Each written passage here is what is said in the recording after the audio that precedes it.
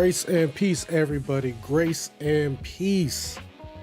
How are you guys doing this Sunday evening? All right. We are back. We are back, getting ready to have a conversation, another conversation about original sin. And tonight we are going to be reading some stuff from St. Augustine. All right. All right. That's what we're going to be doing tonight. Reading some things from St. Augustine. I know that this topic has become somewhat pretty controversial. All right. People call it, quote unquote, Calvinism. So tonight we're gonna show y'all that this didn't start with John Calvin. All right. And there's been a lot of talk about what Augustine has said, what he meant, what he didn't mean. So we just go put a lot of that stuff to rest, and we are going to read what he said. All right, especially concerning original sin. I want to see, does it align with the Bible or does it not? Is it something that was made up? So, we're gonna be getting into all of that. Stuff. So yeah, it's kind of basically it. We're gonna go ahead and let the music play as people get ready to come in. Not too many people probably know that I'm live right now, but y'all know how it go. As soon as I start the live stream, people don't really start showing up until like later. Actually, let me go ahead and go live on Instagram. Make sure that that's happening. All right. How come Instagram ain't going live? All right, let me check. All right, saying that I'm streaming, but for some reason, it is not showing up. All right, so let me try this. Copy this. And I'm going to put that stream key into here. And see if that is going to, if that's going to change anything. Because I'm supposed to be showing live on Instagram. Let me see if I can refresh that. They are. Instagram seems like it's messing up. All right, so let me see.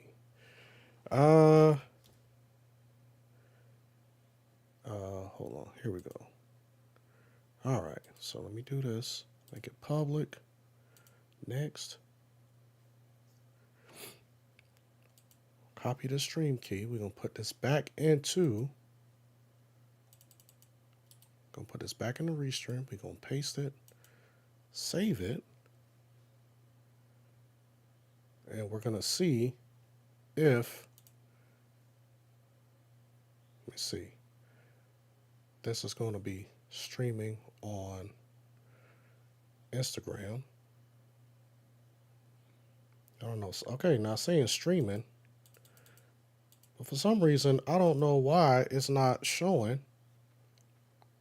Not showing that I'm streaming. I don't know. It's kind of weird. That is kind of weird. Well, I'm sorry, Instagram fam.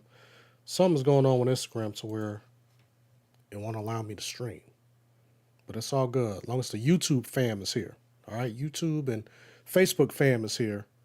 If you guys are, go ahead and drop a like button and hit that notification bell if you are a new subscriber to the channel. And then go ahead and let us know that you are in the chat. Put up like a emoji can, or just tell us where you guys are or where you guys are watching from. All right, where are you guys watching from? And listen, we just go ahead and get right into this with our Jeopardy music time, where I'm asking a question live, only on YouTube. Landscape version of the chat. Is the doctrine of original sin biblical? So far, 80% of you all say yes, it is foundational to our faith. 0% of you all say no, it's man-made doctrine. 0% of you say, I'm not sure. And the rest of you guys say, I am just here to learn. You are just here to learn. So I'm trying to see if here we go. Gonna go ahead and got it streaming right here on the mobile version. And I think we should be all good. All right, so let's get ready to get into this. All right. Grace and peace, Brother Veckel. Grace and peace. How you doing this evening, sir? How are you doing this evening? He says, Brother Alton. Yeah, I am live. All right. Grace and peace, sir.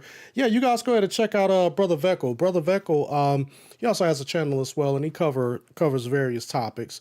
So you guys go and check him out. All right, so now y'all know, I think this is maybe the fourth video that I'm doing on original sin. All right. I've covered kind of the definition of original sin in the other past live streams that I've done. This might be the third one. This is the third or the fourth. I don't know. Can't remember. But we laid out the definitions in the other live streams because I want people to understand what is the doctrine of original sin. All right, because we're having people who are denying the doctrines of original sin for whatever reason. I don't know. I mean, you know, people are just like, you know, they disagree or they don't think that the doctrine of original sin is biblical. So we kind of laid out the definitions and how people are, how it is viewed in the early church.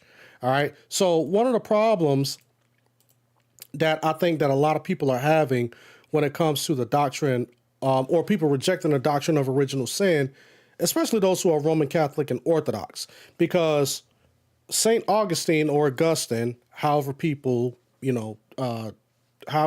pronounce his name, St. Augustine is an established church father. Okay, so he's just not, he's not just some guy. He's a guy that is recognized in both the East and the West. And I think that people recognize him as the, I think one of the terms that is used is he is the father of orthodoxy. Okay. Not Eastern Orthodoxy, but he is the father of Christian orthodoxy. All right. So a lot of the things that we understand about the faith foundationally, they say that, you know, he's kind of like the father of that. Not everything, but, you know, quite a few things. Like he kind of takes time to flesh some things out, especially when it comes to this doctrine of original sin. So that's why when it comes down to it, people cannot just hand wave the information and just say, well, you know, it's just Augustine. It's just one guy. No, it's like, if you believe that you are a part of the church, the universal Catholic Church, not Roman Catholic. All right. The Catholic Church, as in the universal church, especially those who claim that they are in the high church, Roman Catholic, Eastern Orthodoxy, especially those two. You know, you can't just hand wave the information that we're about to bring out about St. Augustine. All right. But let's go ahead and greet some of the fam that is here in the chat who are showing up. We got the Bible lady, Grace and Peace. She says, it's definitely foundational for the faith, but which sins are you focusing on? We're going to get into that. Sis. And then we got Guy's son, Guyon. Grace and Peace. Am I saying your name correctly? Probably not. I think I said that last time. So, but Gigi, now I don't want to call you Gigi. That sounds a little effeminate. I don't want to call you Gigi. All right, but Grace and Peace says specifically the original guilt aspect. Then we got K Jelly.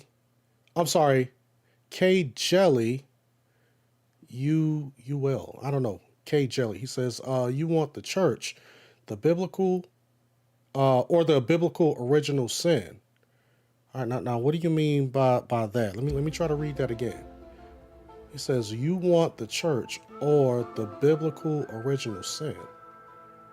I don't know what you're talking about, brother. All right, don't know what you're talking about. Listen, we're going to have the church and we're going to have the Bible. All right. We got the church and the Bible up in here. All right, so let's not get that twisted. We got church and Bible. Church and Bible. We're going to bring it all out. And hopefully you was here for the past couple of live streams that I did on original sin, because we did go into the Bible, into the text, and I think that with these readings from St. Augustine, it's kind of going to go, it's going to cover some of the texts that we would use to defend the doctrine of original sin. He says, call me KJCD. We're going to call you KJ. Oh, I'm sorry. He was doing the emoji, not CD. He was supposed to put XD. KJ. All right. So KJ, we got KJ up in the house. KJ, did you like the video already? Hit the notifications bell, just like everybody else has done. All right. Because we need you to do that. All right, cool. So let's go ahead and get into this. All right. So let's go ahead and bring up our Logos software. Now, this is from St. Augustine, and this is one of his books. Now, this book here is a treatise on the merits and forgiveness of sins and on the baptism of infants. All right? The baptism of infants, because one of the reasons why this has become such a topic of interest is because that there's been some conversations about what happens to babies when they die. Do babies go to hell? Do babies go straight to heaven? You know, what is saying like can we say that a baby has inherited Adam's sin? So therefore, when that baby dies, will that baby be in hell, or will that baby be with the Lord? All right. So that's why a lot of people are examining these doctrines of original sin, because everybody's trying to answer that question. What happens to babies when they die? All right. Now, some people do believe that there are elect infants and unelect infants. So there are some who will be with the Lord, and there will some who will not be with the Lord. And that has become a major point of contention. All right. So now you get people who totally reject the whole ideology of original sin based on what they believe about babies. All right. But we want to know, has the church always believed that when babies die, they automatically go to heaven? All right. Because we do got a person back around the time of Augustine, and we're not going to do it on this live stream, but we're going to cover it on another live stream where there's a guy named Pelagius. All right. Now, Pelagius believed that all babies went to heaven no matter what. As soon as they died, they went to heaven. And St. Augustine said that, nope, hold up. Let's not make that claim. All right. And he kind of lays it out. And I kind of covered it a couple of times on this channel, like against Pelagius, but I didn't get a chance to read everything against Pelagius from St. Augustine, but we'll end up doing that on another live stream. I kind of touched on it here and there, but we're going to end up getting into that. Maybe, I don't know. I might do the next installment with us touching on original sin. I might get into that, because one of the questions that I ask people, all right, is that the belief that all babies go to heaven, all right, that babies are born, everybody is born sinless. And since everybody is born sinless, when you die, you automatically get a pass into heaven. That was considered heresy in the early church, especially around the time of St. Augustine. So what St. Augustine did was that he addressed that, because guys like Pelagius were making that claim, and they considered that a heresy. They said, well, listen, if you're going to believe that everyone is born sinless and everybody gets a free pass into heaven, then that means that you will have to deny the doctrine of original sin. You will have to say that everybody is born sinless, and the Bible does not say that people are born sinless as soon as they come out of the womb, and then, later on you acquire the sin somehow. You see what I'm saying? So that's what Augustine was pushing back against, because, apparently that's what Pelagius was saying. But then there are some readings where it's just like, well, Pelagius didn't really say that. So it's a lot to kind of get into. All right. It's a lot to kind of get into. Listen, man, thank you, brother Stevie Rankins, for the first super chat of the night. Thank you, sir. Thank you. Stevie says, bless you, brother Alton. Thank you, sir. I really, really appreciate the support. Listen, and I'm glad that that you helped me out, you know what I'm saying, with the super chat, because, man, I done spent about $800 trying to trying to get this PC up and going because it was glitching and it was lagging. So, you know, I had to buy another graphics card. All right. I knew I was going to have to buy one anyway, but you know, I was trying to be a cheapskate, right? I was trying to be a cheapskate and not, and not get another graphics card. But I had to drop about $400 on the graphics card. And then in the middle of that, I had to buy these two things here. This is my RAM, all right? This is my RAM. Had to cost me about another $175.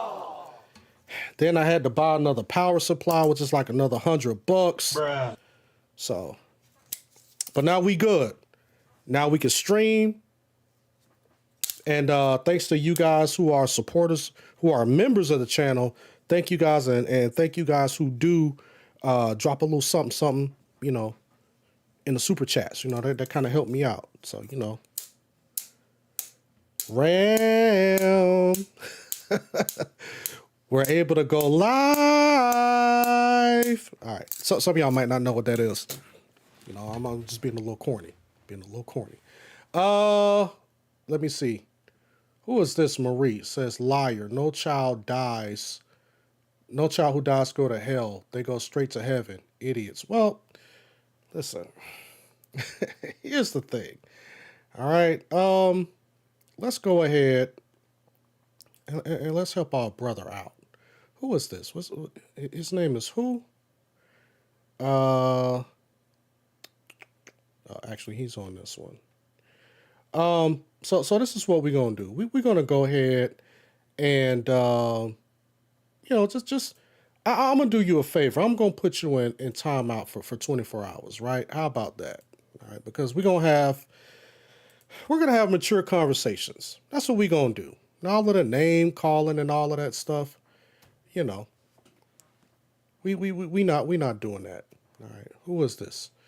I don't know who that. I can't even pronounce that name. Who is this? Oh, you know what? Let me do this. No wonder we got so many trolls showing up. No wonder we got so many trolls showing up, because I didn't put this on subscribers mode. All right, there we go. So now, in order for anybody to comment, you got to subscribe to the channel. This person says, America is finished. All right, so let's go ahead and help out whoever this is. Go ahead and help you out too. See if we can go ahead and help out a J or a Ja or whatever. I don't know. I don't see him right now. But as soon as I see him, I'm just gonna go ahead and help them out as well. Great piece of everybody who was showing up. We got Big Nate who was here. Then we got his humble servant, and we got Sister Sheila Mahone up in the chat. All right, so I forgot. Had to turn on subscribers mode on the portrait version. Okay, that's why you got the trolls showing up. But that's all right. We took care of that. All right, so let's do this. So now we got our Logos software up, and we have, we're going to be reading once again. This is Merits and Forgiveness of Sins and on the Baptism of Infants, right? This is from Saint Augustine, Bishop of Hippo. All right, this is around 412 AD. All right, 412 AD, Grace of Peace Storm ready. So this is what he says. All right, so we're gonna start out in book 1, and I'm hoping that I have enough time to read down to chapter 19. And you know, these are not long chapters. You know, that these chapters are like really, you know, they're kind of short. All right, so we could probably get through all 19 chapters, because chapter 19 is kind of around chapter, I think 17 to like 19 or so. That's kind of where we start to kind of get into the meat of it. All right. So hopefully we'll have enough time tonight. If not, then I'll split it up and then we'll do it again. All right. We'll finish it up. All right. So this is book 1, in which he refutes those who maintain. All right. So pay attention to this. in which he refutes those who maintain that Adam must have died even if he had never sinned, and that nothing of his sin has been transmitted to his posterity by natural descent. He also shows that death has not accrued to man by any necessity of his nature, but as the penalty of sin. He then proceeds to prove that in Adam's sin, his entire offspring is implicated, showing that infants are baptized for the express purpose of receiving the remission of original sin. Man, so I mean, we're probably not going to get too much into that,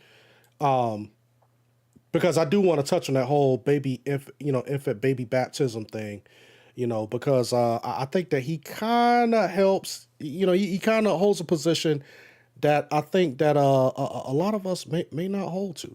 All right. Let me see. Hold on one second. Listen, I'm trying to get this person up out of here. I don't know how come I can see. Let me see this. Let me see. Hold on one second. Let me see this. Hold on. All right. Oh, well, anyway, nobody can see this person, but we're going to help this person right here. Somebody is popping up in the chat talking about, oh, America needs a regime change. Well, you can take that somewhere else. You can take that somewhere else. All right, cool. All right, let's get back to it. Let's get back to this. Okay. So here's chapter 1, introductory, in the shape of an inscription to his friend Marcellinus. Marcellinus. All right, Marcellinus. And this is what Augustine is writing to his friend Marcellinus. He says, however, absorbing and intense the anxieties and annoyances in the world and warmth of which we are engaged with sinful men who forsake the law of God, even though we may ascribe these very evils to the fault of our own sins, I am unwilling and, to say the truth, unable any longer to remain a debtor, my dearest Marcellinus, so that zealous affection of yours, which only enhances my own grateful and pleasant estimate of yourself. I am under the impulse of a twofold emotion. On the one hand, there is that very love which makes us unchangeably one in the one of a hope changed for the better. And on the other hand, there's a fear of offending God and yourself, who has given you so an earnest desire, in gratifying which I shall be only serving him who has given it to you. And so strongly has this impulse led and attracted me to solve to the best of my humble ability, the questions which you have submitted to me in writing, that my mind has gradually admitted this inquiry to an importance transcending that of all others, and it will now give me no rest until I accomplish something which I shall make it manifest that I have yielded, if not a sufficient, yet at any rate an obedient compliance, your own kind wish and the desire of those whom these questions are a source of anxiety. So what do we see happening right here? Grace and peace, Brother Joseph Roberts. He is my first. Actually, he might not be my first. I think HHS. My bad. Oh man, did I not greet HHS? Well, we'll go ahead and give Brother HHS a horn and a hand clap as well.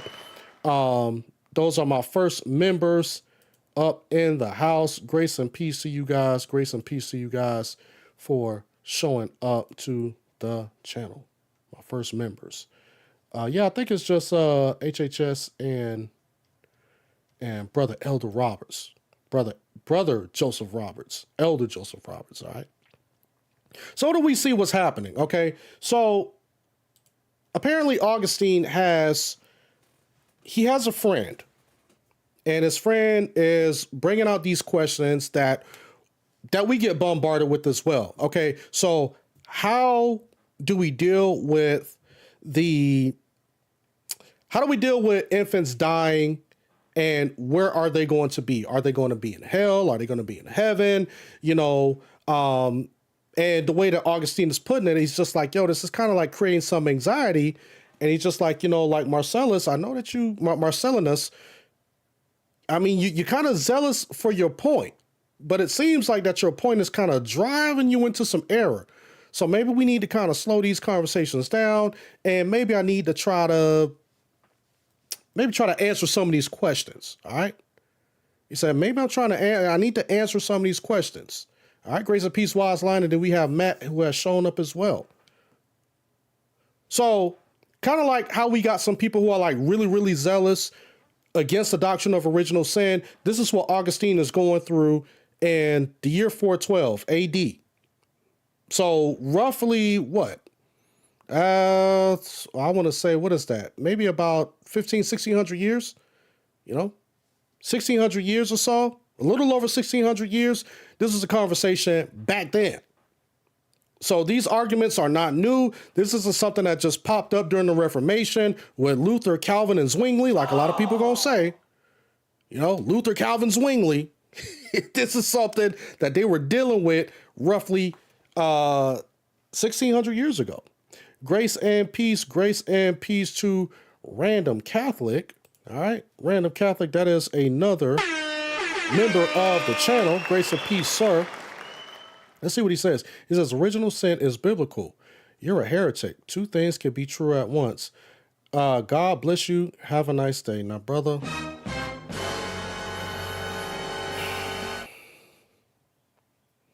he better be glad that he's the only Roman Catholic so far that I like and respect. All right. You better be glad, brother. You better be glad.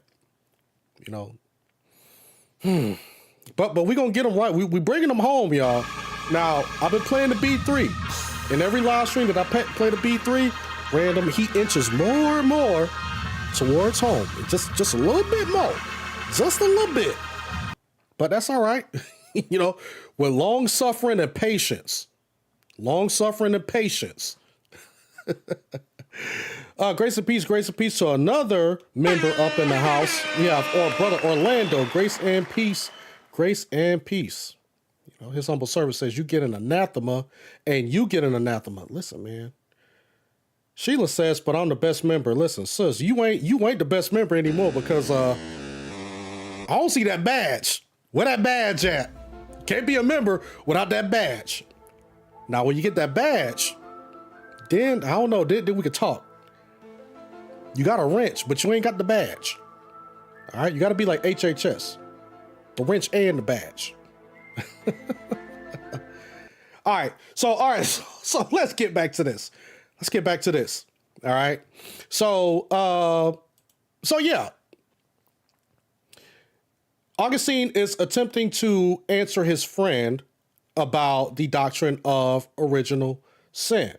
Okay, how does all of this work out? How do we get to the point to where we believe in this doctrine?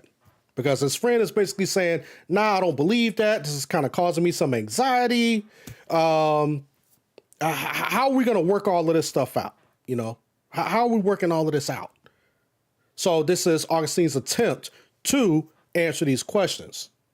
So this is chapter 2. All right. Now Augustine is about to lay this out. Now, again, if you're Roman Catholic and you're Orthodox, you can't just hand wave this stuff and just say, that he's just some guy. No, you can't hand wave Augustine. Now, you can't hand wave St. Augustine. So this is what he said. This is what he starts out saying in chapter 2, right? If Adam had not sinned, he would have never died. Now, before we get into this, I gotta know who's up in the chat. How many of y'all believe that if Adam would not have sinned, he would have still died anyway. All right, because there are some people who reject the doctrine of original sin, and they believe that if he wouldn't have sinned, Adam still would have died anyway. All right. Now, a lot of us, people such as myself and a lot of you guys who are in the chat, you guys believe that in the garden, when God told Adam, especially Adam, he says, listen, do not eat from that tree. If you eat the fruit from that tree, you're going to end up, you're going to die. You will surely die. All right. You'll surely die. Now, people who reject the doctrine of original sin, they say that although God told him that, he was going to die anyway. All right. He was going to die anyway. Bruh. Okay. So this is what Augustine is addressing right now. Just like Wise Lion said, he says he is a doctor of the church. All right. Tell him, Wise Lion, listen, you can't hand wave Augustine. you can't just go, that's just Augustine. Nah, you can't do that. Grace and peace, mind of Messiah, grace and peace. And oh yeah, I want to let y'all know too. We're gonna be talking about some fathers from the East. Ooh, can't wait to get into that. Can't wait to get into that because there are some people running around here who are just like, yeah, well, they're Orthodox or they're leaning Orthodox, and they're just like, yeah, we don't believe in the doctrine of original sin and all of that stuff. But we gonna see. We gonna see what some of the fathers said on the East about original sin, and we gonna see, does it align with what Augustine said and how we believe original sin? All right, let's get back to it. All right, so again, this is St. Augustine. And he says, they who say that Adam was so formed that he would even without any detriment of sin have died, not as the penalty of sin, but from the necessity of his being, endeavor indeed to refer that passage in the law, which says, on the day ye eat thereof, ye shall surely die. So remember, I was just saying that. All right. I was just saying that. And that is reference back to Genesis 2:17. All right. So Augustine is quoting Genesis 2:17. On the day that ye eat thereof, ye shall surely die. All right. And grace and peace to everybody who is showing up right now. Grace and peace. Not the death of the body, but to the death of the soul, which takes place in sin. It is the unbelievers who have died this death, to whom the Lord pointed out when he said, let the dead bury their dead. And that is in reference to Matthew 8:22 and also Luke 9:60. Now, what would be their answer when they read that? When they read that God, when reproving and sentencing the first man after his sin, said to him, thus thou art, and unto thus shalt return. So he's just like, what answer do you got for that? All right.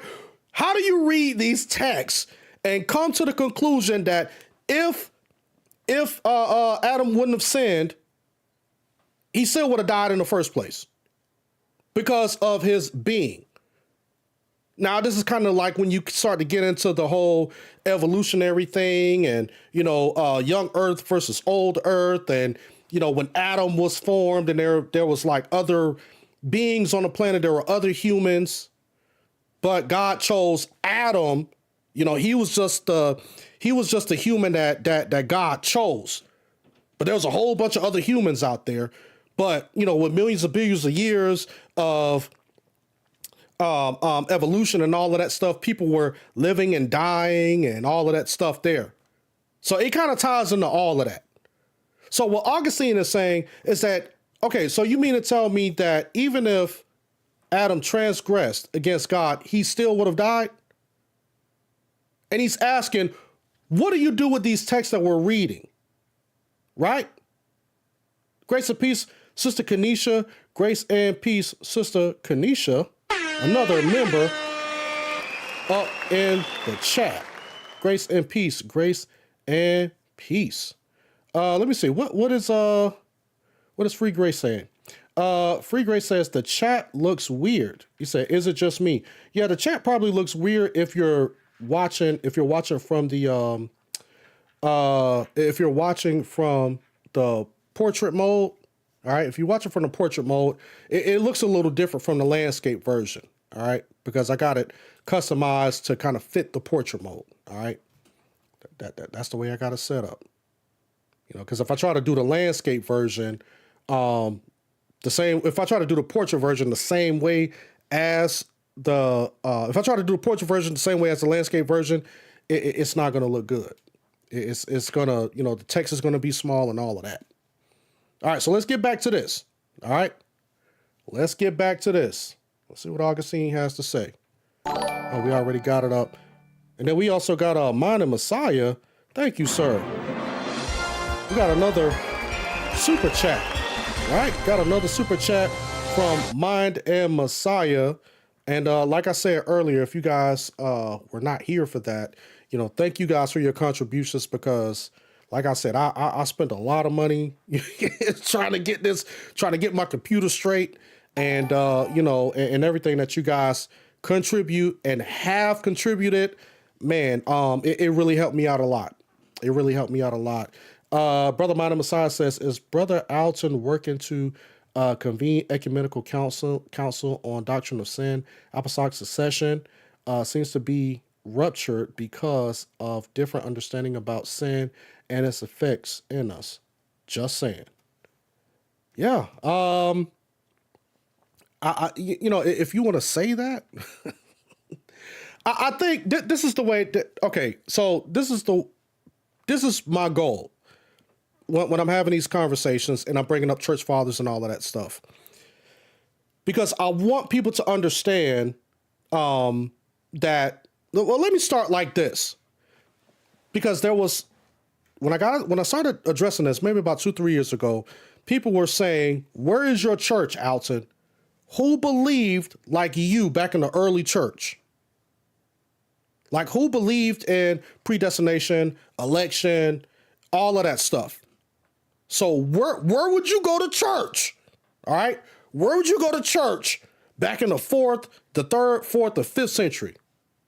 Because nobody believed like you. Remember that? That's what people were saying.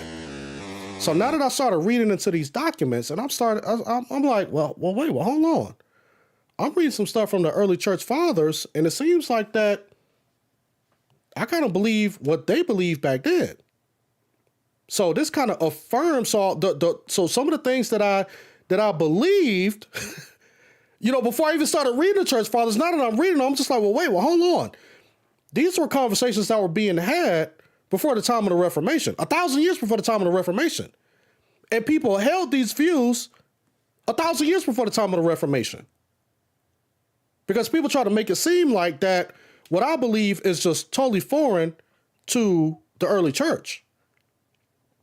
So what I'm attempting to do now is saying that a lot of these ideas, they're not that foreign to the early church. So now, the argument is, oh, well, you quote mine. But now I'm taking time, I'm reading this. That's why I'm taking time to read through this verbatim.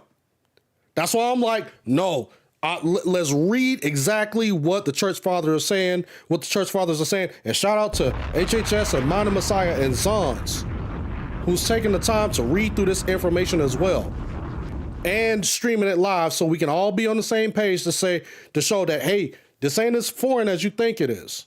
All right, this isn't as foreign as you think it is. Let me try to fix this real quick on my, okay, there we go. All right, cool.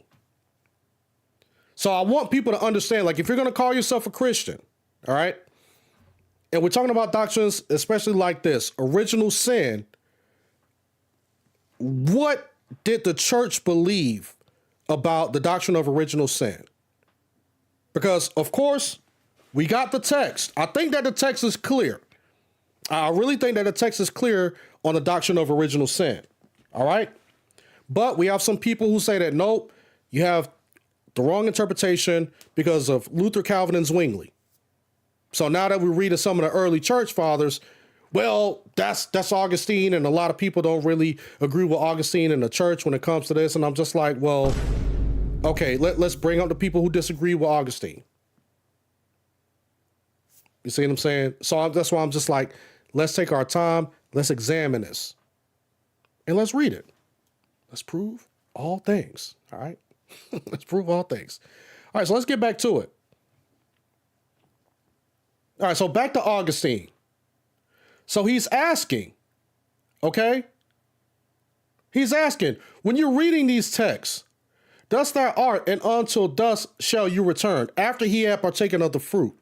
So Augustine is asking, how can you get around that text and believe that Adam would have still lived if he would have never transgressed against God?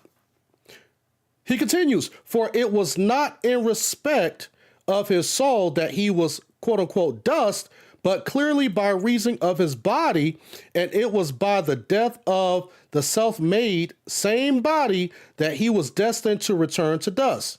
Still, although it was by reason of his body that he was dust, and although he bare about the natural body in which he was created, he would, if he had not sinned, have been changed into a spiritual body and would have passed into the incorruptible state which is promised to the faithful and the saints without the peril of death. All right?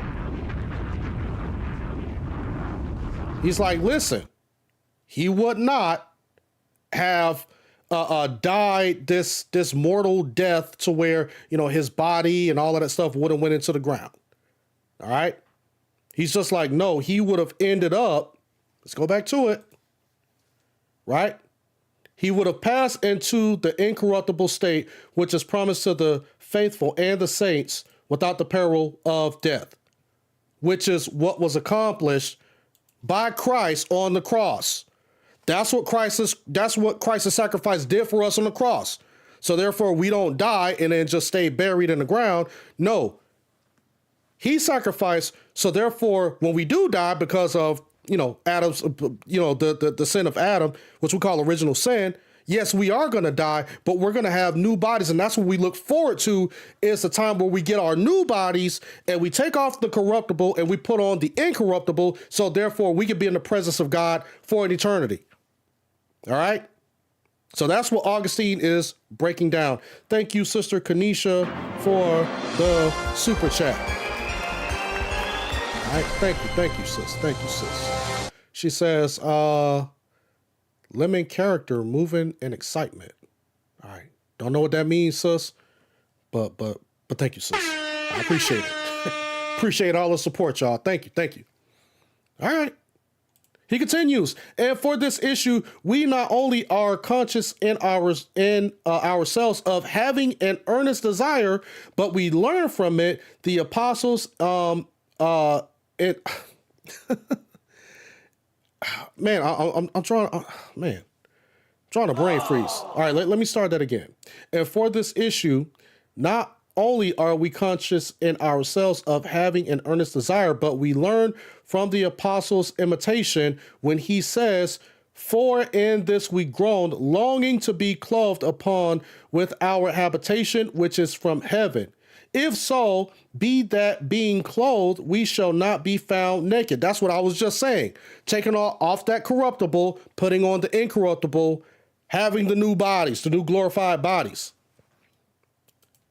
For we that are in his tabernacle do groan, being burdened, not for that we would be unclothed, but clothed upon that mortality. Mortality may be swallowed up by life. Therefore, if Adam had not sinned, he would not have been divested of his body, but would have been clothed upon immortality and incorruption, that mortality might have been swallowed up of life. That is, that he might have passed from the natural body into the spiritual body. Let's drop the B3 for that. Told you, man, Augustine was cooking. He was cooking. All right, so this is chapter 3. Like I said, these chapters are they're pretty short. You know, they're pretty short. So hopefully, like I said, we can get down to chapter 19 is where I want to end the stream. So we've already been here about 45 minutes, so I think we're making pretty good time. Chapter 3. It is one thing to be mortal, another thing to be subject to death. Nor was there any reason to fear that if he had happened to live on here longer in his natural body, he would have been oppressed with old age and have gradually, by increasing age, arrived at death. All right. So that's what they're saying, that if he would have continued to live, he would have gotten old. And the older that he got, he would have been closer to death, and then eventually he would have died. For if God granted the clothes and the shoes of the Israelites that they had waxed not old during so many years, what wonder if for obedience it had been by the power of the same God allowed to man that although he had a natural and mortal body, he should have it in a certain condition in which he might grow full of years without decrepitude. Decrepitude. Is that it? Yeah, decrepitude, and whatever God pleased, pass from mortality to immortality without the medium of death. So what is Augustine saying? He's saying that, listen, you remember when he was bringing the Israelites through the wilderness, and he's like, their clothes didn't wear out, their shoes didn't wear out, everything remained intact by his grace and by his goodness and by his mercy. How much more if those who are obedient to him, who have the flesh, especially in Adam's case, if Adam had remained obedient to God, what sense would it have made for him to still end up depreciating and dying? His body still ended up becoming corruptible. It started out incorruptible, right? Because remember, Adam was sinless. We're all born sinless, correct? But you still believe that at some point, even if he would have remained faithful to God, he would have ended up becoming corruptible, and he still would have grown old, and he still would have died? How do you make that make sense when the Israelites who were passing through the wilderness, God didn't allow their clothes and their shoes to depreciate and to get all torn up and raggedy and all of that stuff? You mean to tell me that that same God is not able to keep your body from getting old and raggedy? And eventually you'll end up to death, even if you are continuing to obey him? He's just like, yo, this doesn't make any sense. He said, this is not making sense. For even as this very flesh of ours, which we now possess, is not therefore invulnerable, because it is not necessary that it should be wounded, so also was his not therefore immortal, because there was no necessity for its dying. Such a condition, whilst still in their natural and mortal body, I suppose, was granted even to those who were translated hence without death. For Enoch and Elijah were not reduced to the decrepitude of old age by their long life. But yet I do not believe that they were then changed into that spiritual kind of body, such as imprisoned in the resurrection. Such is promise, my bad. Such as promise. Where the heck did I get in prison? Such as is promised in the resurrection, and which the Lord was the first to receive. Not only they probably do not need those ailments, which by their use minister refreshment to the body, but ever since their translation, they so live as to enjoy a sufficiency as was provided during the 40 days in which Elijah lived on the curse of water and cake without substantial food. Or else, if there be any need of such sustenance, they are, it may be, sustained in the paradise in some which such way as Adam was before he brought on himself expulsion therefrom by sinning. And he, as I suppose, was supplied with sustenance against the decay from the fruit of various trees and from the tree of life with security against old age. Because here's the thing. Just like God said that Adam had plenty to eat, all right, in the garden. He could eat from anything. So what Augustine is saying is that God kept Adam before he sinned, right? And he gave the man food. He gave the man food, everything to eat in the garden except for from the tree of knowledge, the tree of good and evil. He said you can eat anything you want. So Augustine is making the argument saying that he had enough to sustain him. So he would have never grown hungry. He would have never, grown of old age and then eventually died. You know, even if Adam said that, you know what, I'm going to obey God. I'm not going to touch that tree of knowledge, that tree of good and evil. I'm going to abstain from eating from that. Now, the people who are, well, in this case, people such as Marcellinus and Pelagius, they believe that, he just would have grown old and still died. And Augustine's just like, no, he wouldn't have. God would have continued to sustain him. Right?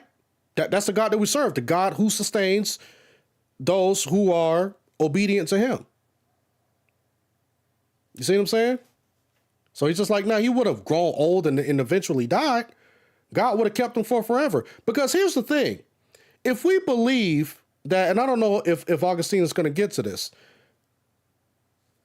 because here's the thing, and I've heard this before, but, and it's just been from a minority of people, thankfully, but hopefully it does not become this, I wouldn't say majority view, but hopefully this does not become a common view amongst Christians. But there are some people who believe that even though we die and we go to heaven, that the effects that we have here on earth about us growing old and dying, that's still going to take place in heaven. People are still going to be being born, living, and still dying after Christ comes back, after we get our glorified bodies, all of that stuff. There's still going to be life being born and people dying in heaven. All right. Now, I've heard that a couple of times, and thankfully I haven't heard it too much, but I'm wondering how many of y'all in the chat or listening kind of hold that view. I hope not. I hope not. Listen, y'all go ahead and hit that like button and that notification bell, especially if you are a new subscriber to the channel. And let's read some of these poll results real quick as people are coming in. And I'm asking live only on YouTube, on the landscape version, is the doctrine of original sin biblical? So far, 69% of you all say yes, it is foundational to our faith. 12% of you all say no, it is man-made doctrine. 9% of you all say I'm not sure. And the rest of you guys who are the 9% say I am just here to learn. His humble servant says, ain't no way. Yeah, I've heard it. I think I've heard it maybe twice. I've heard it twice that I can think of, but it's not a common view. But all I got to say is that if you guys start to hear that doctrine, just know where you heard it first, because it's out there. It's out there. All right, so this is so let's get into chapter 4. Let's see what he says in chapter 4. Even bodily death is from sin. All right? Even bodily death is from sin. But in addition to the passage where God in punishment said, thus thou art, unto thus shalt thou return, a passage which I cannot understand how anyone can apply except to the death of the body, there are other testimonies likewise from which it is most fully appears that by reason of sin, the human race has brought upon itself not spiritual death merely, but the death of the body also. The apostle says to the Romans, but if Christ be in you, the body is dead because of sin, but the spirit is life because of righteousness. If therefore the spirit, if therefore the spirit of him that raised up Jesus from the dead dwell in you, he that raised up Christ Jesus from the dead shall quicken also your mortal bodies by his spirit that dwelleth in you.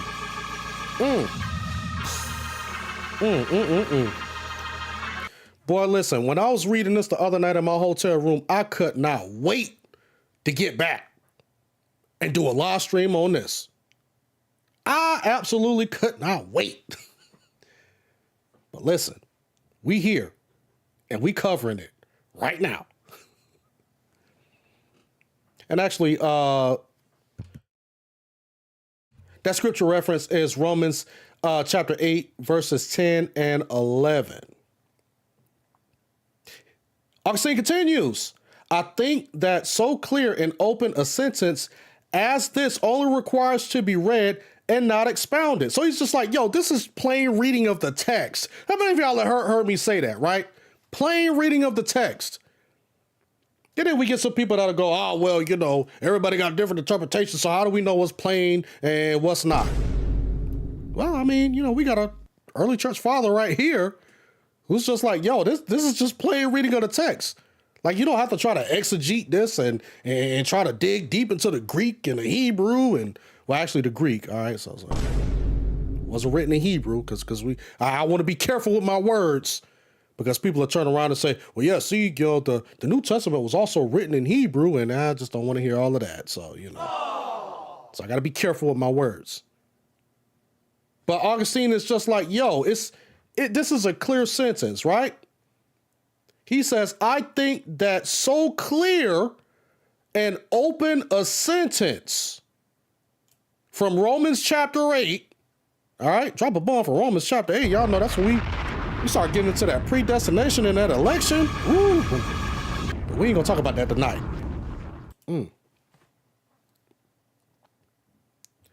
He continues, the body says he is dead not because of earthly frailty as being made of the dust of the ground, but because of sin.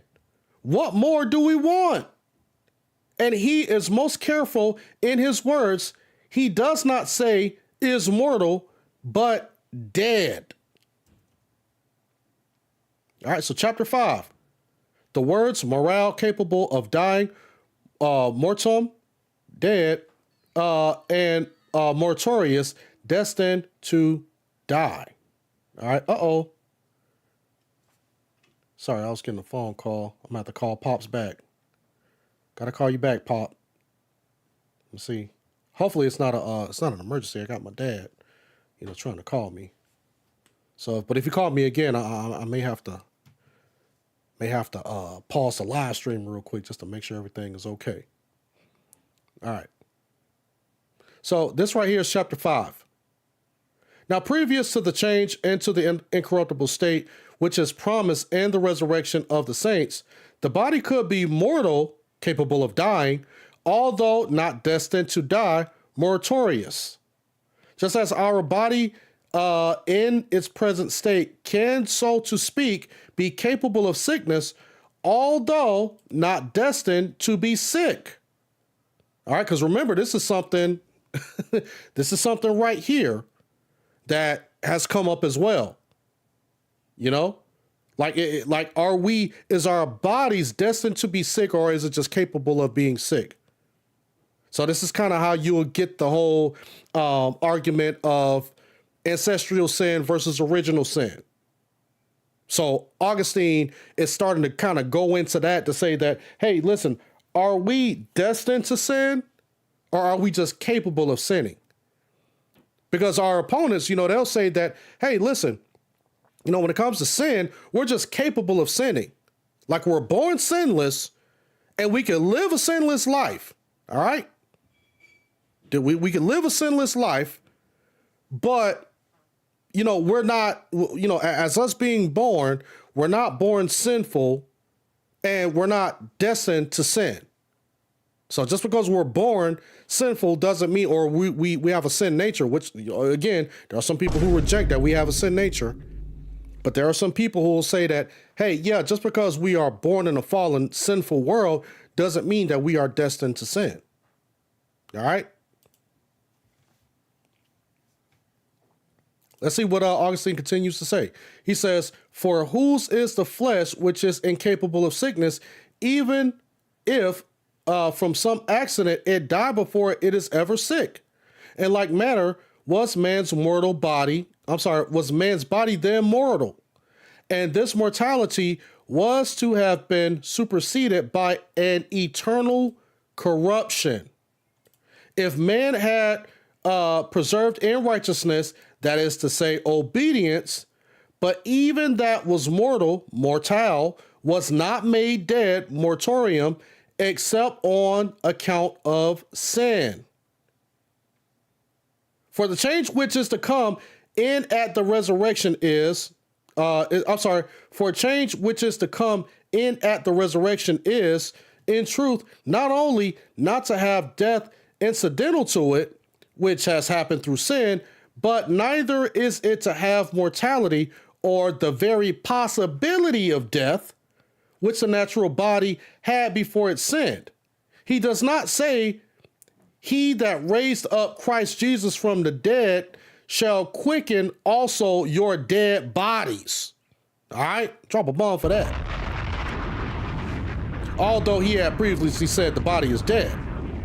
But his words are, he shall quicken also your mortal bodies, so that they are not only no longer dead, but no longer mortal or capable of dying, since the natural is raised spiritual, and this mortal body shall put on immortality, and mortality shall be swallowed up in life.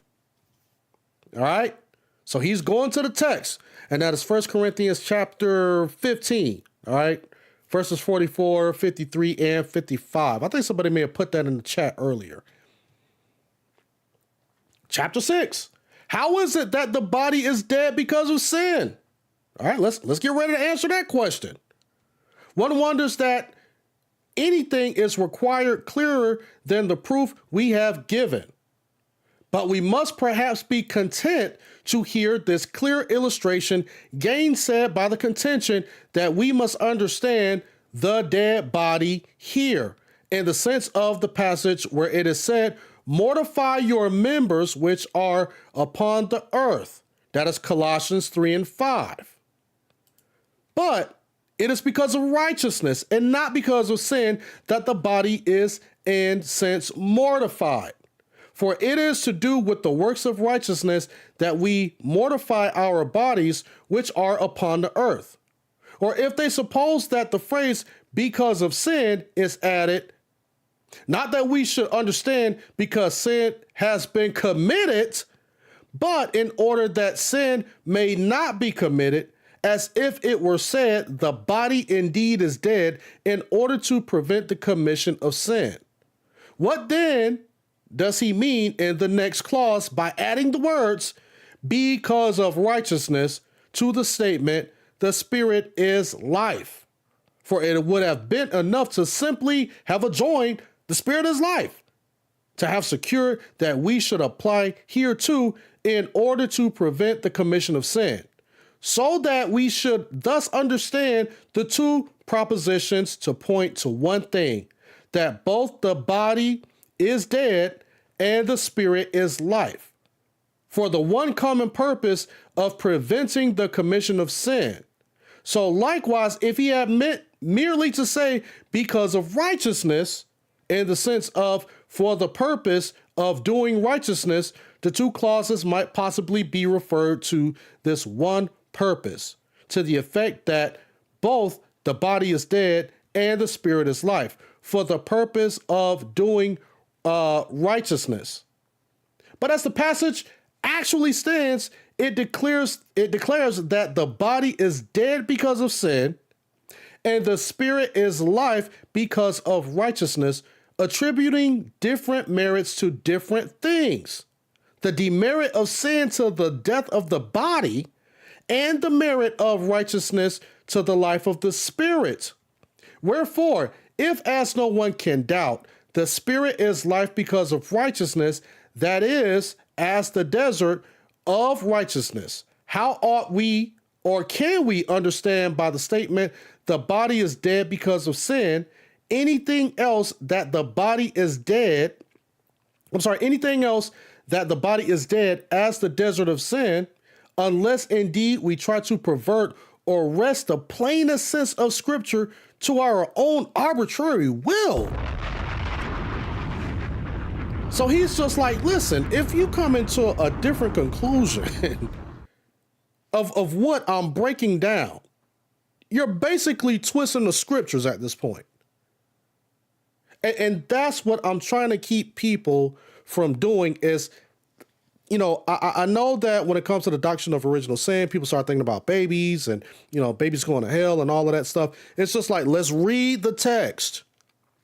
All right, let's read the text. I don't say that the text says that babies are going to hell because that's what people want to default to. Oh, you're just trying to say that babies are going to hell. Nobody's making that argument. All right. Now you might have some people who may make that argument, who may say that, yeah, I believe that there's some babies in hell.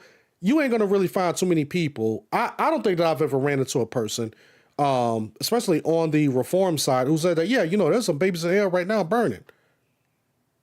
And like I always tell people, my position is that I don't think that there's enough scripture to support the idea that there are babies that are in hell. But at the same time, I don't think that there's enough scripture to support that there are no babies in hell.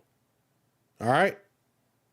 And that's why I'm just like, hey, let's read and let's examine some of this stuff. Let's examine the text and let's see what the early church had to say about this. And let's try to see if we can kind of, come to a coherent conclusion on this instead of just getting in our emotions and just saying that I don't believe this. And therefore, if you believe differently from me, then you're a heretic, this, that, and the third and all of that. And then y'all hand waving Augustine and we don't need to listen to Augustine. And I don't know. It's just, it's a bunch of confusion. It's a bunch of confusion. So even like we got a bunch of people who try to twist scripture today to their own will, right?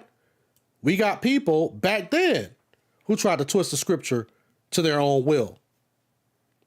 But besides this, additional light is afforded by the words which follow. For it is with limitation to the present time when he says that on the one hand, the body is dead because of sin, since whilst the body is unrenovated, that's a pretty that's a pretty interesting term right there.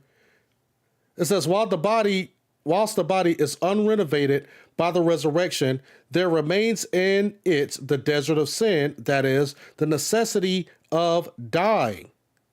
And on the other hand, that the spirit is life because of righteousness, since notwithstanding the fact that our being still burdened with the body of this death, we have already, by the renewal which has begun in our inner man, new aspirations after the righteousness of faith.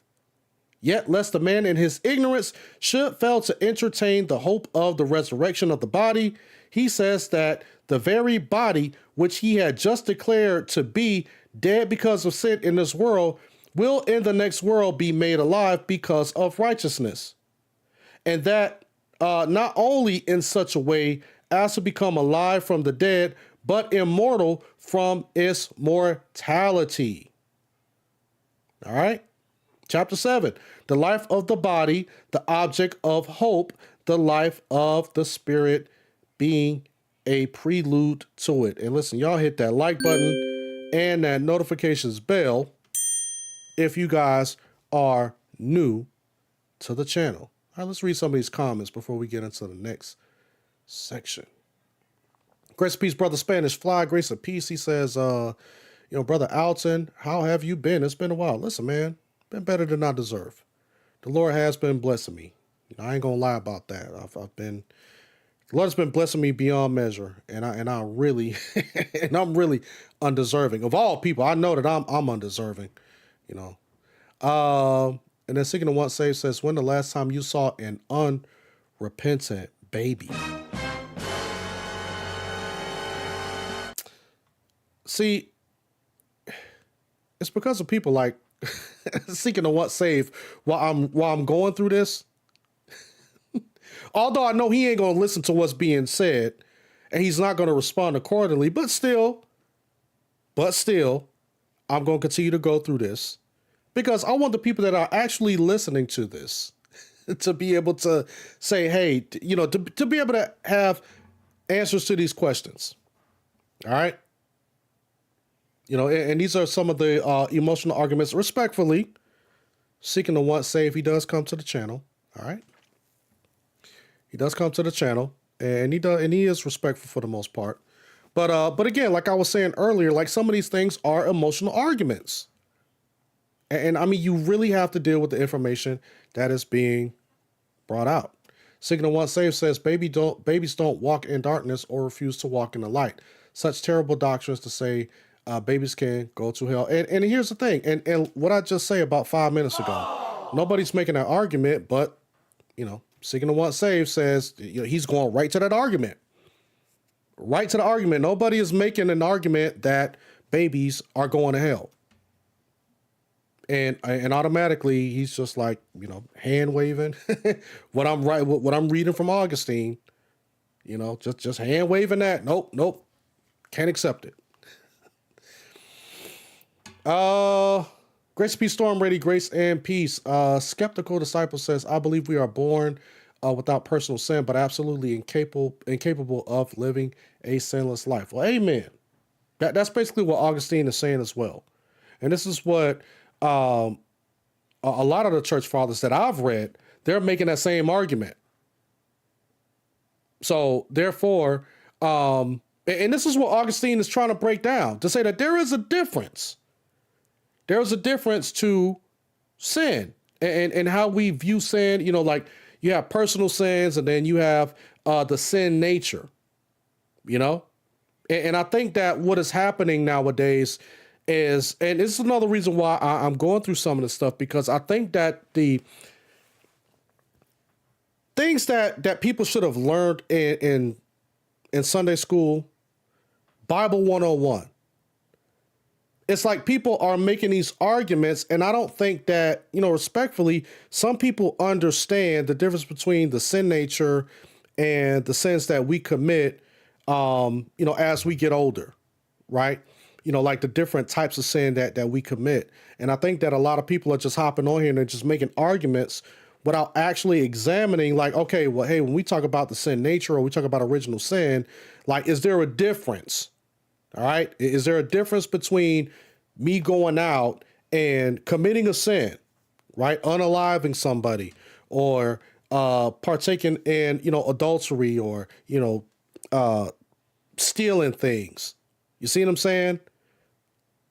It's just like, are we saying that that's what babies do? No, nobody's, no, it's like people are not really thinking and saying that, okay, well, I don't think that anyone is making that argument by saying that, well, babies make some type of personal sin. That's why they are deserving of hell or punishment or anything like that. I don't think just like I just said, like 5 minutes ago, I don't think that anybody's making that argument. But instead, it seems that people don't understand the sin nature versus sins that we commit, as we get older, like I said, and that's why I think that some people, they get dragged into rejecting original sin because of the emotions that they have within them and actually trying to get an understanding of what original sin actually teaches. People just hear Calvinism, Augustine. I totally reject it because these people believe that babies are going to hell. And it's just like nobody's making that argument. Right? Storm Ready says, what are the difference? Sinful, sin, sinless, sin, sinless, sinning, and sinners. It's bro, this is some of the stuff y'all should be asking y'all pastors.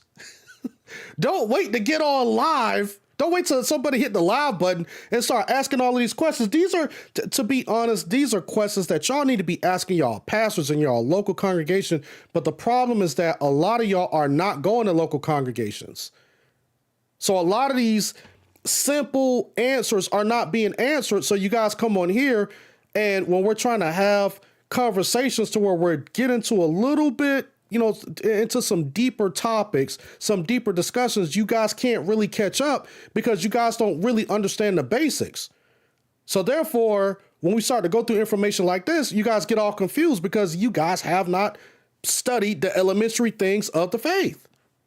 And you're not really looking to try to understand the elementary things of the faith. So therefore, when we start to have conversations like this, then you guys are confused, and then you guys think we're saying one thing, but then you guys are, we're saying another thing, and it's just a lot of confusion. I think that you guys, again, some of you respectfully start asking some of your pastors and some of the people that you have submitted yourself to, which I'm pretty sure a lot of you haven't,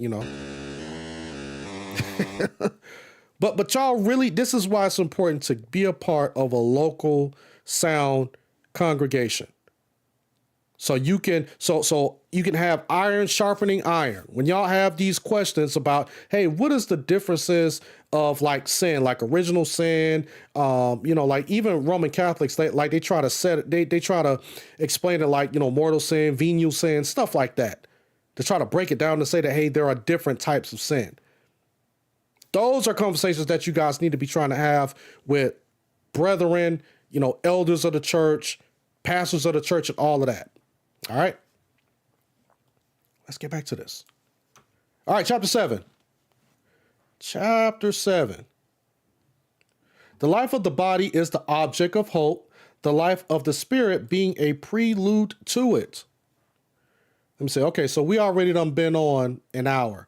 So I think I might stop at chapter 9 because I kind of don't want this live stream to go too long. All right. So I don't want this to go too long. So I think I'm going to read chapter 7, chapter 8, and chapter 9, and then we'll stop here. And then I'll probably continue the live stream tomorrow. All right. We'll do part 2. This is what Augustine says in chapter 7. Although I am much afraid I'm afraid that so clear a matter may rather be obscured by your exposition, Storm Ready. Man, it's like he's prophesying right now. It's like Augustine is talking to some of y'all right now, like Storm Ready. Storm Ready. Although I am much afraid that so clear a matter may be rather be obscured by exposition, I must yet request your attention to the luminous statement of the apostle. But if in Christ, says he, be in you, the body indeed is dead because of sin, but the spirit is life because of righteousness. Now this is said that men may not suppose that they derive no benefit but scant benefit from the grace of Christ, seeing that they must needs die in the body. And sometimes I'm kind of pausing too, because it's like the way that they've like translated this. It doesn't seem like that this is the way we speak. As modern day speaking Christians. That's why I'm just like, wait, hold on. I want to make sure I'm reading that right. For they are bound to remember that although their body still bears that desert of sin, which is irrevocably bound to the condition of death. All right. Listen close, Storm Ready. Listen close. Yet their spirit has already begun to live because of the righteousness of faith, although it had actually become extinct by the death, as it were, of unbelief.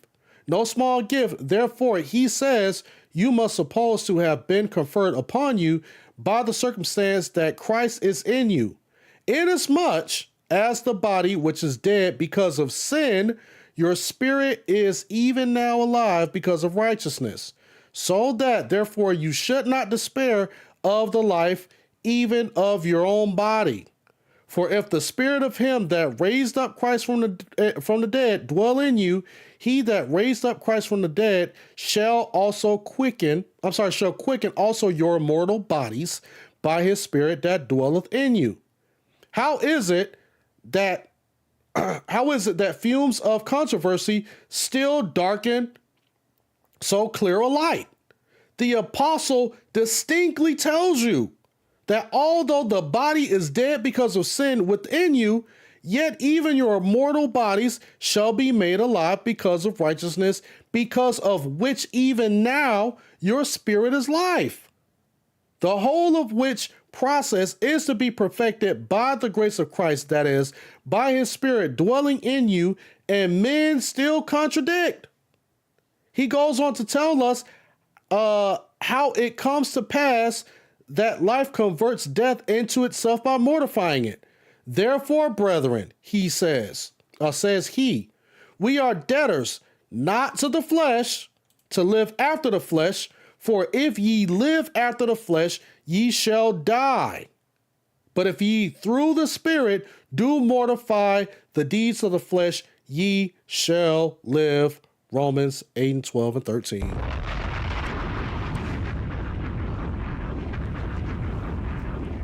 What else does this mean but this? If ye live according to the death, we shall wholly die. But if by living according to life ye mortify the death, ye shall wholly live. All right. Chapter 8, bodily death from Adam's sin. When to the like purport he says, by man came death, by man also the resurrection of the dead. In what other sense can the passage be understood than of the death of the body? For having in view the mention of this, he proceeded to speak of the resurrection of the body and affirmed it in a most earnest and solemn discourse. In these words addressed by the Corinthians, by man came death, and by man came also the resurrection of the dead. For as in Adam all died, even so in Christ shall be made alive. All right. 1 Corinthians 15, 21 and 22. What other meaning is indeed conveyed than in the verse in which he says to the Romans, by one man sin entered into the world, and death by sin. Romans 5 and 12. And remember, when we started having these conversations, we were bringing out these verses. And people were saying that, nah, this is stuff that this is like a modern Western understanding of this. Right? Like nobody really read the scriptures like this until Luther, Calvin, and Zwingli. All right? So, until Luther, Calvin, and Zwingli, nobody read those texts the way that you guys understand it, but this is 412 AD. All right? This is like 1100 years before the Reformation. It's roughly 1600 years ago. And the same passages that Augustine is referencing when he's talking about like original sin, the first Adam, and then we got the second Adam, Christ, right? When we start to read these texts and we start to say that, hey, these are the texts that we use to defend our position, people are just saying, oh, well, this is stuff that just came 500 years ago. No, it came 1100 years ago. And he's breaking it down the same way that we understand it today. But people will say that our understanding of Romans 5 and 12 and what was that? 1 Corinthians 15, right? 1 Corinthians 15, 21 and 22. And we're wrong on that.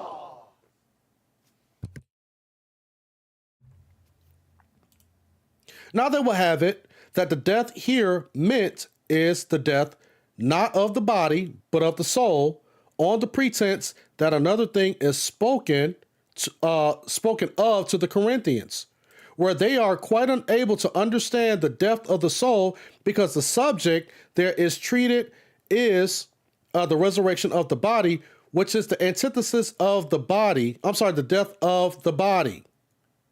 The reason, moreover, why only death here is mentioned as caused by man and not sin also is because the point of the discourse is not about righteousness, which is the antithesis of sin, but about the resurrection of the body, which is contrasted with the death of the body.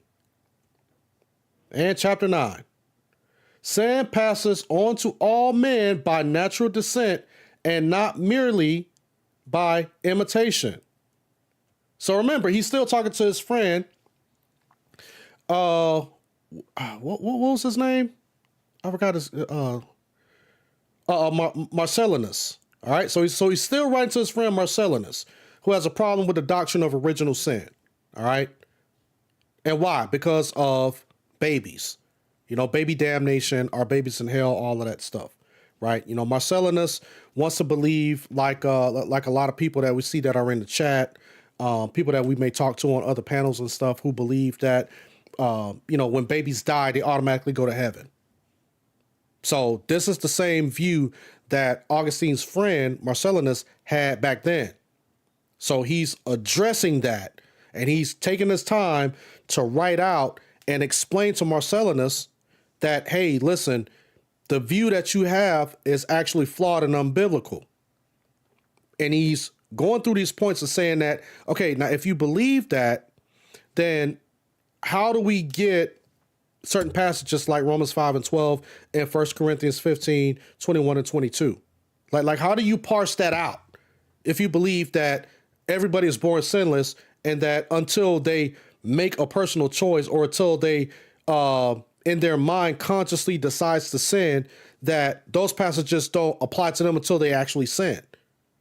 But before they actually sin, those passages don't apply. They're just automatically sinless. So this is what he's addressing right now. And this is what he's continuing to say to his friend Marcellinus. You tell me in your letter that they endeavor to twist into some new sense the passage of the apostle in which he says, by one man's sin entered into the world, and by death, and death by sin. Romans 5 and 12, right? Yet you have not informed me of what they suppose to be the meaning of these words. Bro, let me drop a bomb for that. He's like, yo, you're still not explaining this. You just hand waving.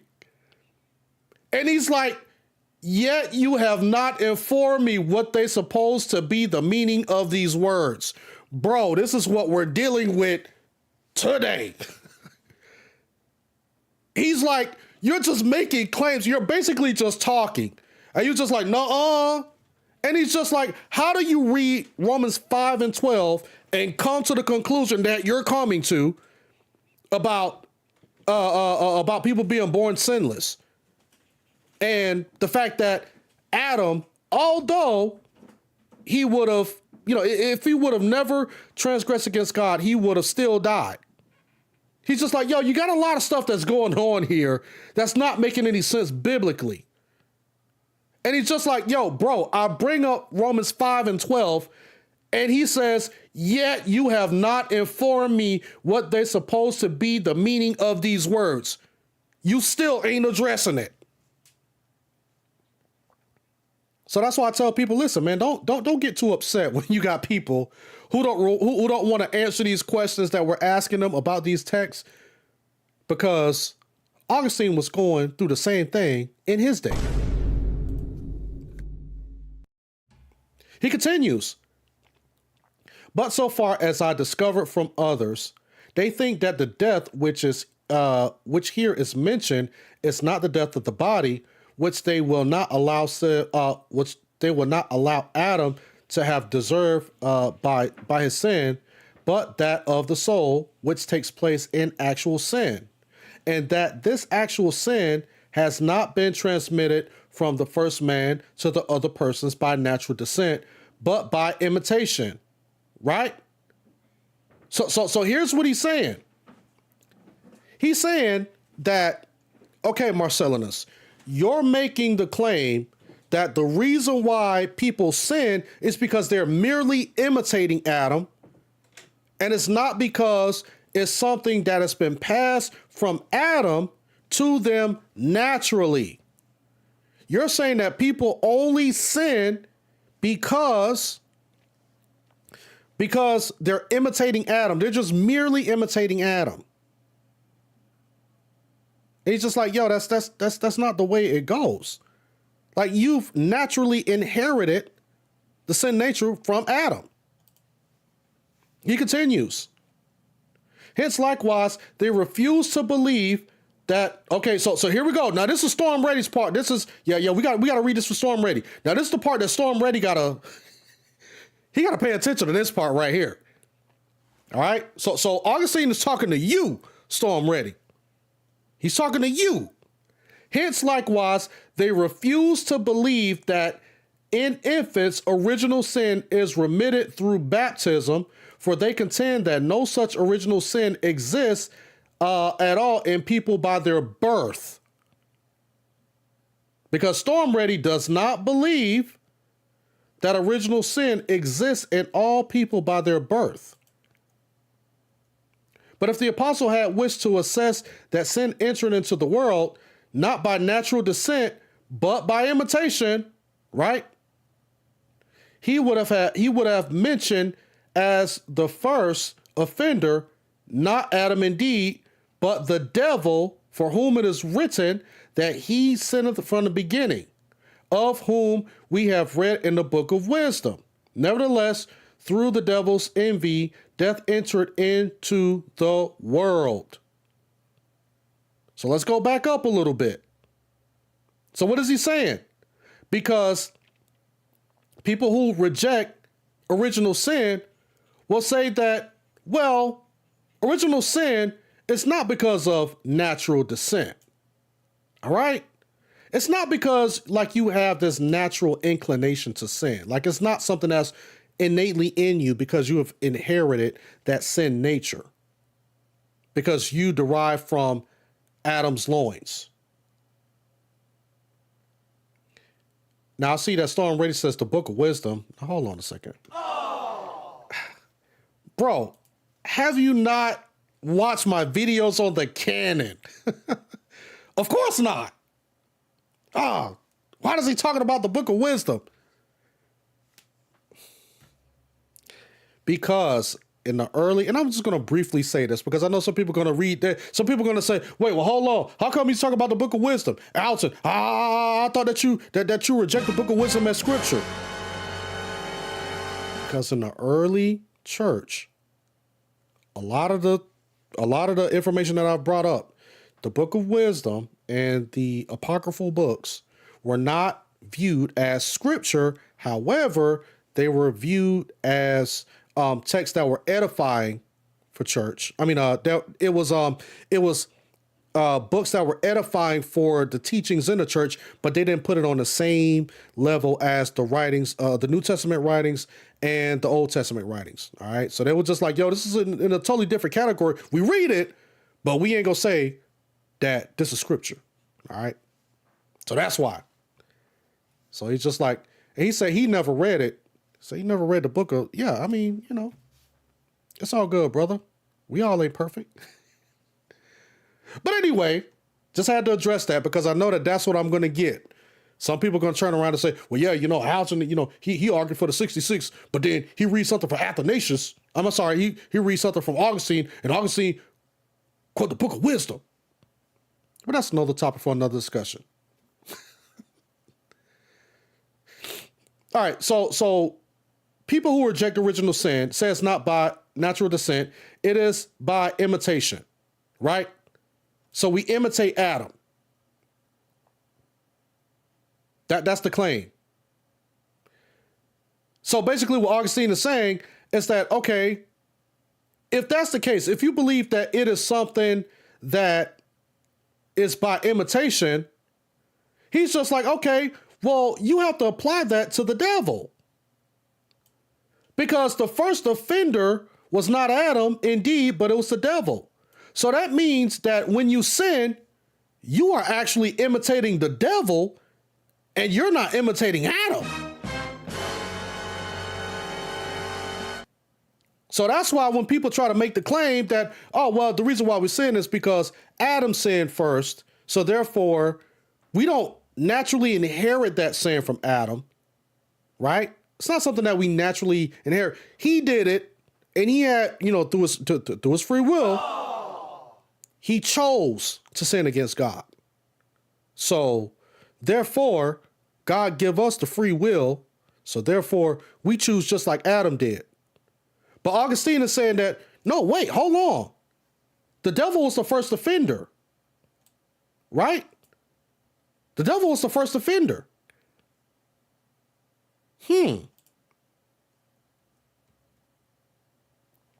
Let's continue. Now, for as much as this death came upon men from the devil, not because they were propagated by him, but because they imitated his example, and it is immediately added, and they that do hold of his side do imitate him. Accordingly, hold on, where is that? That is, verses 2 and 5. I think that's, what is that? Is that the book of wisdom? Wisdom of Solomon, yeah. Accordingly, the apostle, when mentioning sin and death together, which had passed by natural descent from one upon all men, set him down as the intruder thereof, from whom the propagation of the human race took its beginning. So that's what he's saying. He's saying that you sinning and you having that sin nature is attributed to Adam, and it is not attributed to the devil.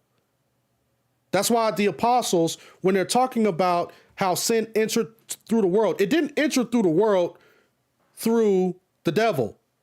It entered through the sin of the first man, Adam.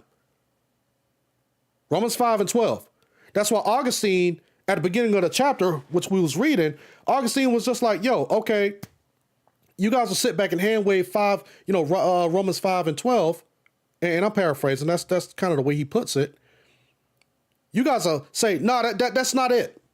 Romans 5:12, you can't use Romans 5:12. You interpreting that wrong.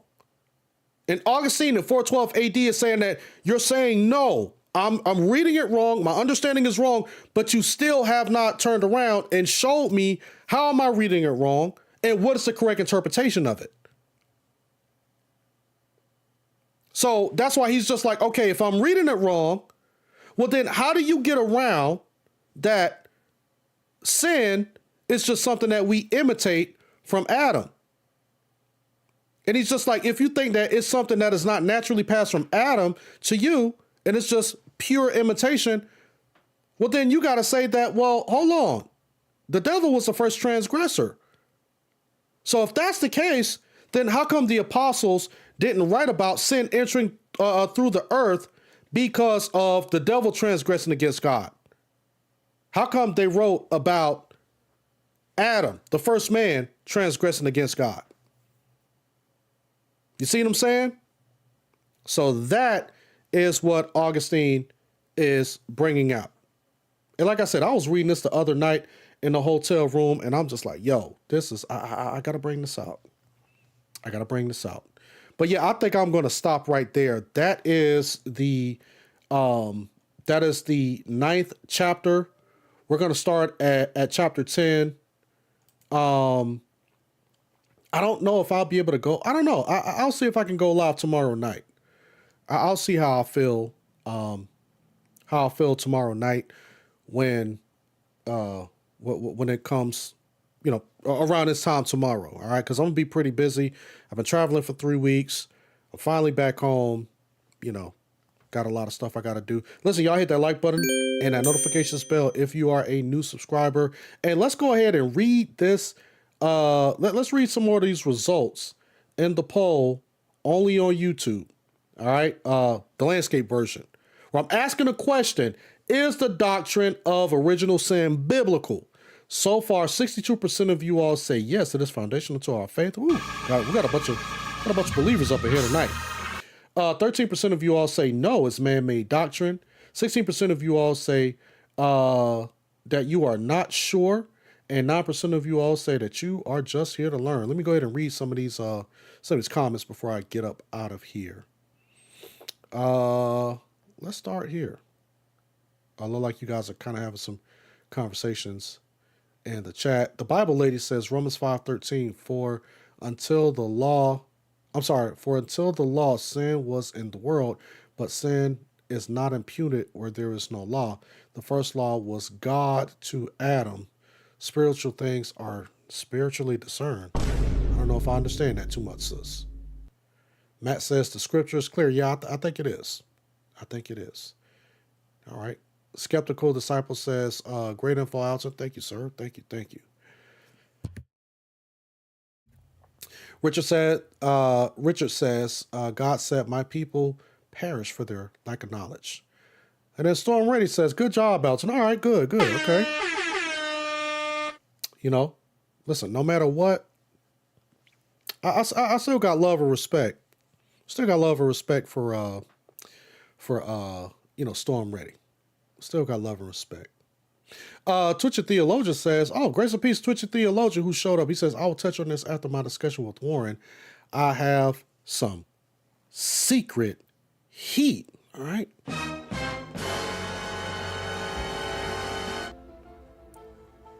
I want to see that.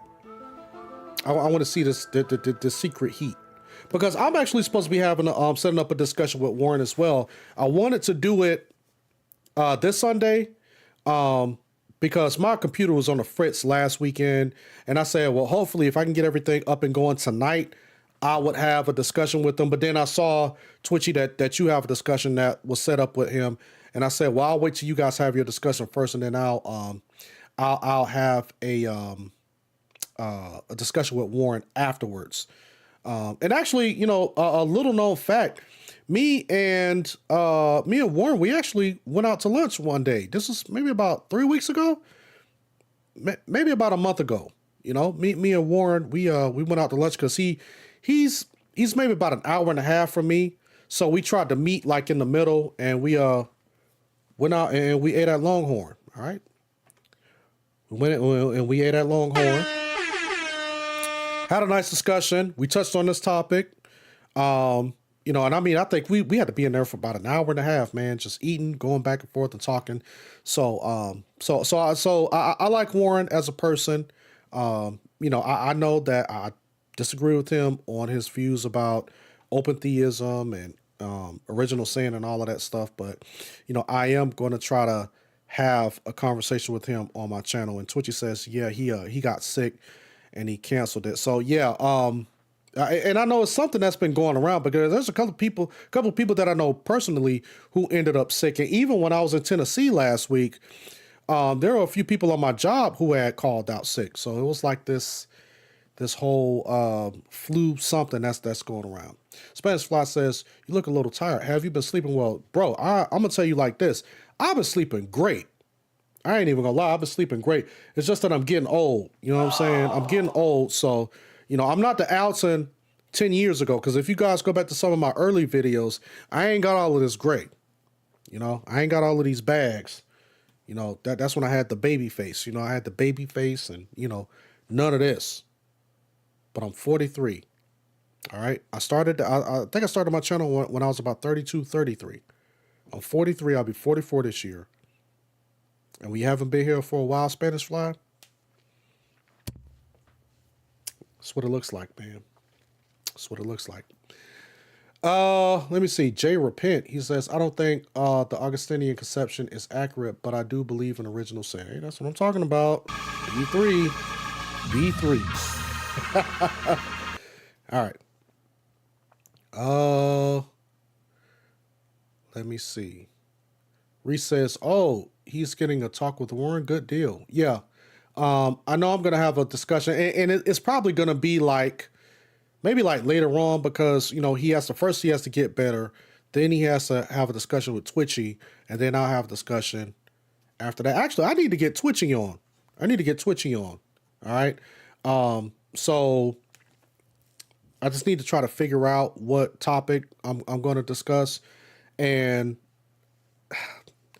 with me traveling and then me having problems with my computer, I haven't been having, much time within the past few weeks to try to go live and set stuff up, because I was afraid that the stream was going to drop and all of that. So I kind of been falling back. But now, oof, these new computer parts,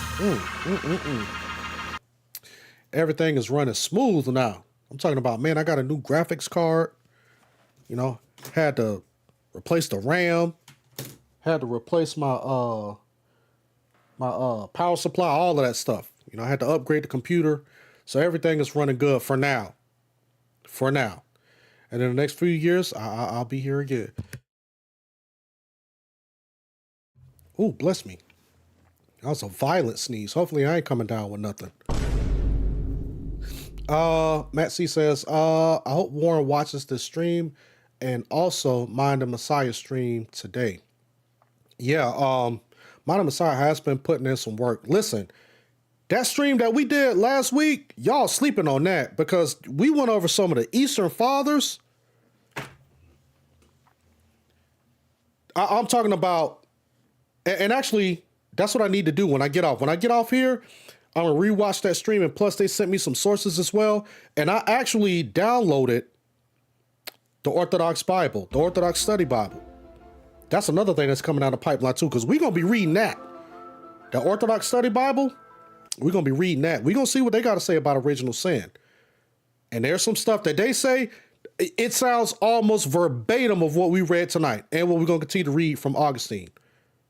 And some of the stuff that we've heard from John Calvin and the Calvinists sound like everybody on the same page when it comes to original sin. We're going to get into that. You better believe we're going to get into that. Spanish Fly says, Brother Alton, here's a scripture for you. When people argue against being born in sin, Psalm 51:5, KJV, behold, I was shipping in iniquity and in sin, my mother did conceive me. Yeah, and I brought that out. I brought that out last time. Not last time, but it was quite a few streams ago where I brought out that. And there was some controversy with that. If I'm not mistaken, I think Warren made a response. And one of the things that Warren said was, what David was saying was that he was not brought forth in iniquity because of original sin, but because his mom had apparently done something wrong. And his mom may have had an affair with another man. And that's why, that's why he was conceived. Now, excuse me. Now, the reason why people have that, where people get that ideology from, I think it is from the Jewish Mishnah. So the Jewish Mishnah purports that David's mom had an affair on his father Jesse, and then he was conceived, and that's why David wrote that. Bruh. Or, yeah, that's why he wrote that in the song. All right. So, which is totally false. There is no biblical evidence to support that. And the Mishnah, if I'm not mistaken, is it the Mishnah? Y'all correct me if I'm wrong. I think the Mishnah is kind of like the commentary on the Bible or the commentary on the Old Testament. All right. Yeah. Let me know if I'm correct on that, because it's another word that I'm thinking of too. Oh gosh, I'm drawing a blank. What are the external biblical books that the Jews read? That the Jews read? It's the Mishnah, and it is the I think it starts with an M as well. Oh gosh. Well, I think that the Mishnah anyway is kind of like commentary on the Bible. That's why if you guys saw, I didn't watch it, but there was like a 3-part series of it was like a David story that just came out like last year, and it got like a lot of buzz. And the Talmud, that's what I'm thinking of. The Talmud. Now, which one is the one that is that is kind of like the commentary on the Old Testament? I think that the Mishnah is the commentary on the Old Testament. The Talmud is something else.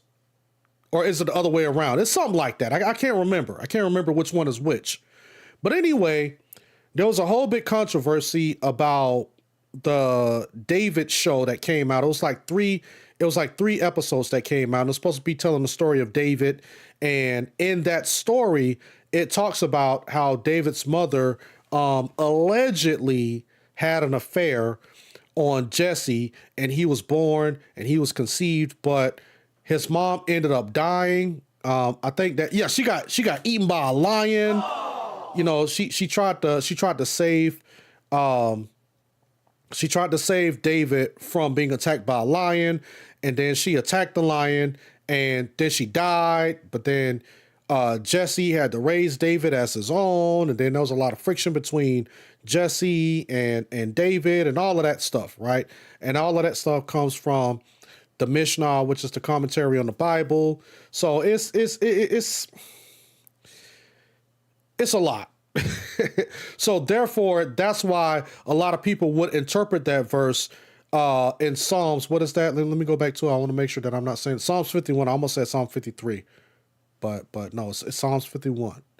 So in Psalm 51, that's why a lot of people interpret that when it says, "Behold."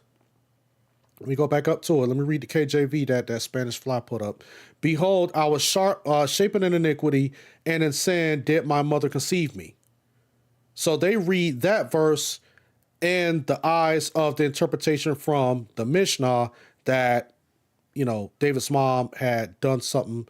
She committed adultery, and that's why he was born and stuff like that. Instead of reading it as the way that we understand it, as acquiring that original sin from Adam.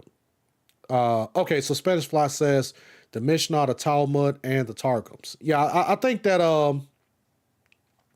I think that they kind of pull from. I think all of those are kind of like different commentaries on the Bible, if I'm not mistaken. But I think specifically from the Mishnah, that's where they get that story of David.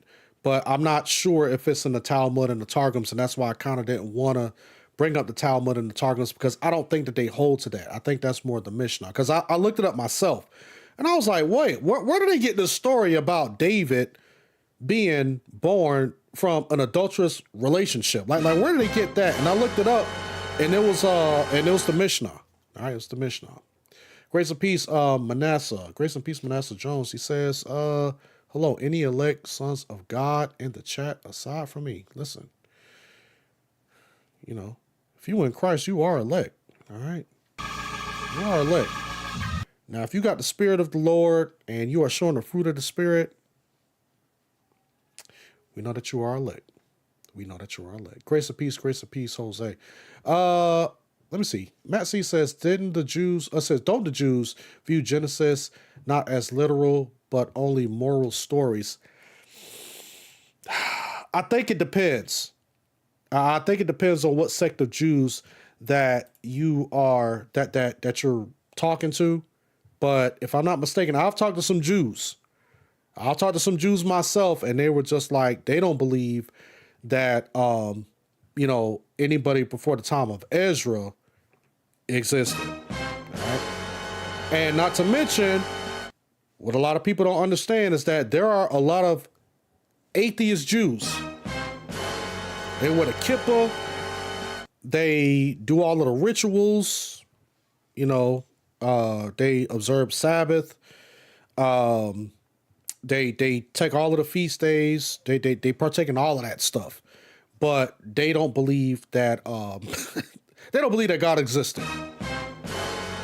And that's a whole nother story. Grace and peace, grace and peace. We got the Christian King who is up in the house. Another member that has joined, and you know, Christian King, how you feeling, man? Because he was sick as well. So I think that him and Warren, they got the same thing going around.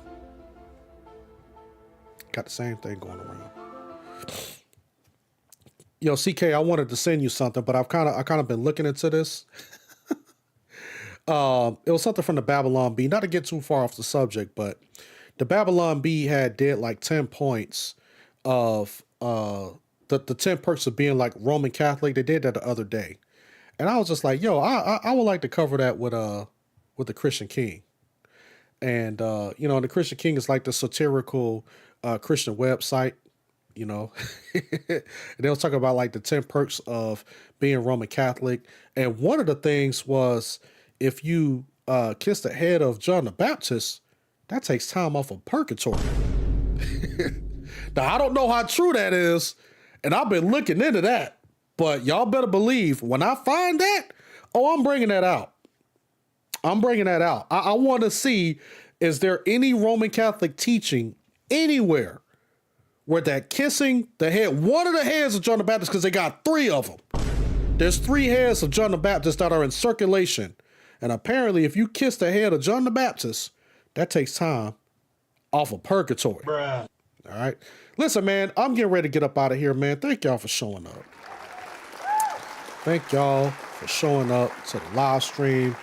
Like I said, I'm going to turn this into a 2-part series when we're talking about, you know, or reading these passages from Augustine, what I just read. This is basically a 2-part series, because I can't go through all 19 of the chapters today. I stopped at chapter 9. We'll pick it up, Lord willing, tomorrow. Lord willing, tomorrow, sometime this week, we're going to pick this up and we're going to read the rest of the 9 chapters so we can see what Augustine has to say about the doctrine of original sin and how he has been, you know, addressing his friend Marcellinus, you know, in love, with love and respect, because Marcellinus seems like that he has a lot of arguments or a lot of pushback that we're receiving today from some people. And I think that Augustine is clearing it up.